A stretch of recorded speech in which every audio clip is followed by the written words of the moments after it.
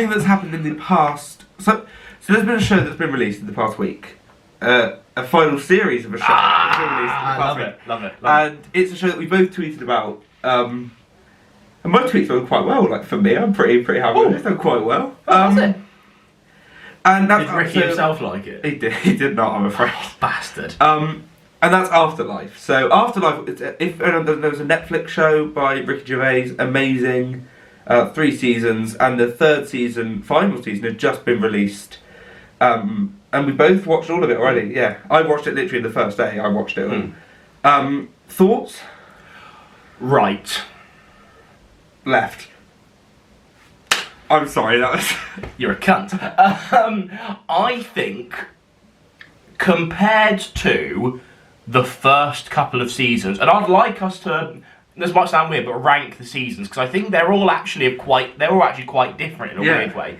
I think things that were working for the series are amplified a lot.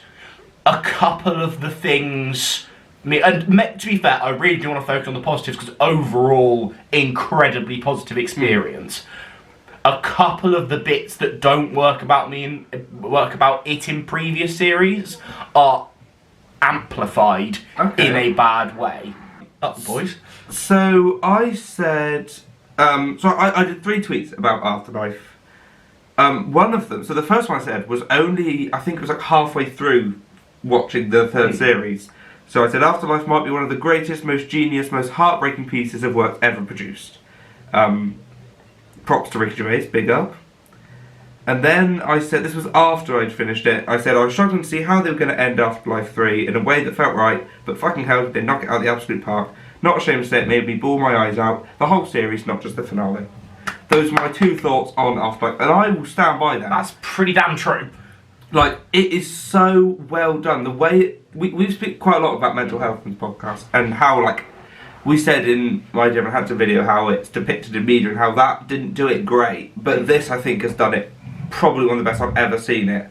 And like the way Ricky wrote and plays the character of Tony is just incredible, I think. Oh, it's such a good series. And like there are a few things where I was like, didn't need that. That was a bit like I wasn't a big fan of the, like, I don't know what his name is, the guy with like the glasses, the long hair, the kid in the bath, that whole thing. That I felt a bit like, it's not adding anything, but it's nice to have different... Because each Afterlife series is about 3 hours. Yeah. And I genuinely feel like there is a way to edit that entire series into like 3, like or maybe like a 6-part like 1 hour series, or like where you do like the whole thing. Obviously I think, you know, the one benefit of having a lot of filler is, you know, it shows the passage of time better. Yeah. But there is a lot of filler. Yeah, I think especially in this last series there was a lot of things where I was a bit like, is it Brian? Brian, that's, yeah. And I've never really found the character that great. No. In this series, I really didn't enjoy that character. And I feel like they were trying to give the character like too much, to the point where I was like, it's somewhat taking away from the story, which is Tony and dealing with the loss of Lisa, and then with I don't know what the other one was called, the care worker. Ashley Jensen. I was going to say Ashley Jensen, because I don't know what the character's called. Thing is though, the certain like the arcs of not even just like Ricky Gervais's arc, you've got like Kath's arc in like all of the series. I love the pictures. Ashley Jensen's arc. It's just like a Jennifer from Nativity. To be fair, she'll always be like best in extras for me. Big up David Bradley. Oh, David Bradley. Oh, the postman stuff still isn't funny. No, and that's annoying because I quite like Joe Wilkinson. So the fact that the postman stuff isn't funny is quite upsetting. There were some characters that didn't come back that I found. I'm not sure if it was like they couldn't come back, but like, so And one of the things the series does right in terms of thing is, and bearing in mind they still have his mates, I was never fond of the he's called Tony Psychiatrist on Google. I always thought all of that. Oh yeah.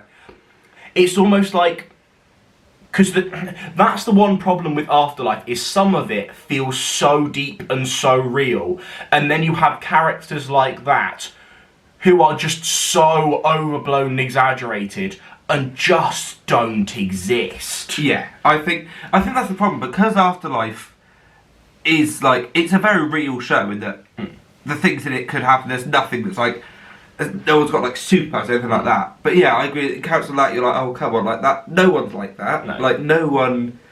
And you can agree. Some of the things that Ricky does, you're like, that's a bit like exaggerated. But yeah, I agree that. Did Did Sandy actually leave in the like in the second? No, Sandy didn't leave in the second, but she wasn't in the third. I don't think Sandy left.